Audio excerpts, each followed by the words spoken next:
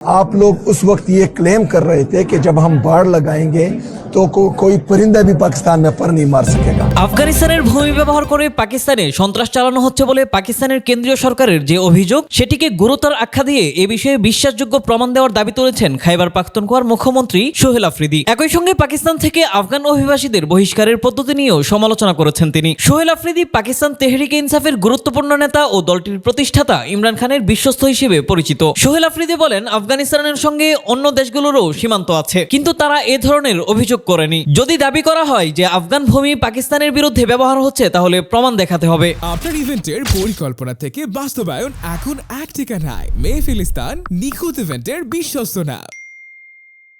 সরকারকেই তা করতে হবে। আফ্রিদি বলেন, পাকিস্তানে আইনগতভাবে প্রবেশ করা বহু আফগান অভিবাসী কাজ করছেন এবং দেশটির অর্থনীতিতে অবদান রাখছেন, কিন্তু তাদেরও কঠোরভাবে ফেরত পাঠানো হচ্ছে। এ প্রসঙ্গে তিনি বলেন, যারা বৈধভাবে এসেছে, কাজ করছে এবং অন্যদের জন্য কর্মসংস্থান তৈরি করছে তাদের জোর করে বহিষ্কার করা হচ্ছে। এখানে ভালো ও মন্দ আফগান বলে বৈষম্যমূলক দৃষ্টিভঙ্গি আছে। নীতি হওয়া উচিত এক ও একই। এদিকে পাকিস্তানের তথ্য ও সম্প্রচার মন্ত্রী আতাউল্লাহ তারার বলেন, আফগান ভূমি ব্যবহার করে সন্ত্রাসে জড়িতদের বিষয়ে অখণ্ডনীয় প্রমাণ রয়েছে এবং এ ধরনের বক্তব্য পরিহার করা উচিত। তালেবানের নেতৃত্বাধীন আফগান সরকার ধারাবাহিকভাবে পাকিস্তানের অভিযোগ প্রত্যাখ্যান করে বলে আসছেন, আফগান ভূমি কোনো দেশের বিরুদ্ধে ব্যবহার হতে দেওয়া হবে না। একই সময়ে আফগান শরণার্থী ও অভিবাসী প্রত্যাবাসন ইস্যুতেও আন্তর্জাতিক মহলে উদ্বেগ রয়েছে। জাতিসংঘের শরণার্থী সংস্থা জানিয়েছে, পাকিস্তানের প্রত্যাবাসন পরিকল্পনার ফলে বিপুল সংখ্যক আফগান ফেরত যেতে বাধ্য হওয়ার ঝুঁকি তৈরি হয়েছে।